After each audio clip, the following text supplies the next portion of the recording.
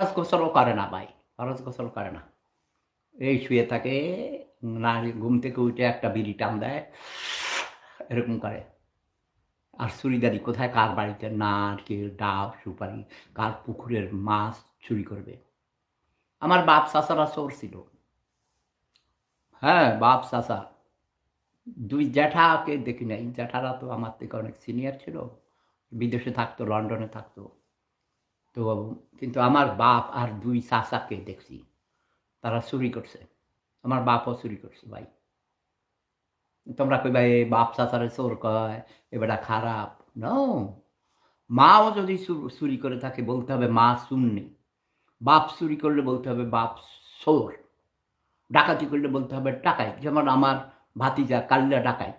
মানে আপন বড় ভাইয়ের ছেলে একটা রাজু, মেজো ভাই মানে কাল্লার ২ ভাই মহসিন, কালু আর হলো সাগর। এরা ৩ টা। এগো মায় ভাতা পায়, মুক্তিযোদ্ধা ভাতা পায়। আমার বড় ভাই দেশে যুদ্ধ করে নাই কিন্তু। ভারতে ট্রেনিং দিয়েছে, এটা ঠিক। আমরা চোর, ছোট্টা।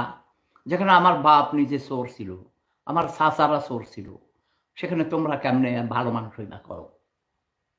আমার ভাতিজা কালু চোর, সবচেয়ে বড় চোর কালু, মহসিনও চোর, সাগরও চোর। এরা চোর। এমনি চোর কেমনে চোর বুঝা? আমাদের বাড়ির সবাই থাকে লন্ডনে। লন্ডনে যে বাড়ি বলে ১২০ বছর আগে সব লন্ডনে থাকে, বিলাত থাকে। আর এরা বাড়িতে থাকে। এরা এর গাছের নারিকেল, ওর গাছের সুপারি, এর পুকুরের মাছ এগুলো তো খায়।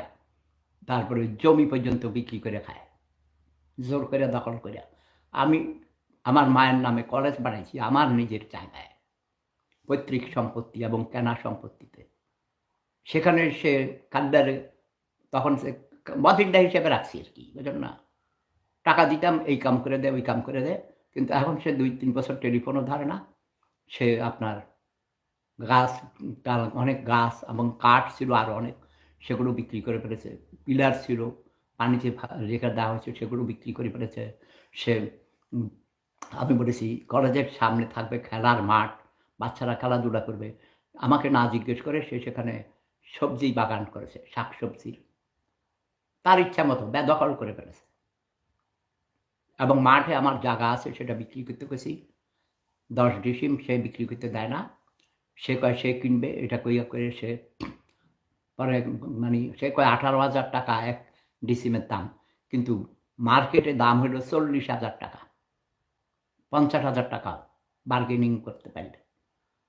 সে বিক্রি করতে দিবে না। অন্য কাস্টমাররা আইতে গেলে কয় না এই জমির মধ্যে সমস্যা আছে, দলিলের সমস্যা। আর সেপুদা থাকে লন্ডনে, আরে মানে বিদেশে থাকে, ভিয়েনায়। দলিল কে রেজিস্ট্রি করে দিবে কে? অথচ আমার ছেলেকে আমি অথরাইজ করেছি। স্বপ্নিল স্বপ্নিল দরখাস্ত এটা দলিল করতে পারে, ঠিক না? আমার স্ত্রী আছে ঢাকায়, সেও দলিল লিখে দিতে পারে। কারণ আমার অনেক জায়গা, ১,০০,০০,০০০ টাকার উপরে হবে। আর যদি আমি দেশে থাকি, ঢাকায় থাকতাম, তাহলে ১,৫০,০০,০০০ টাকা বিক্রি করতে পারতাম। কিন্তু কলেজেরটা বিক্রি করব না। কারণ আমার ছেলের সাথেও কথা হয়েছে। ও বলছে, "না আব্বু, আপনি এটা আপনার ইচ্ছা মতো করেছেন আপনার মায়ের নামে।" এবং স্বপ্নিল কিন্ডারগার্টেনও করেছি।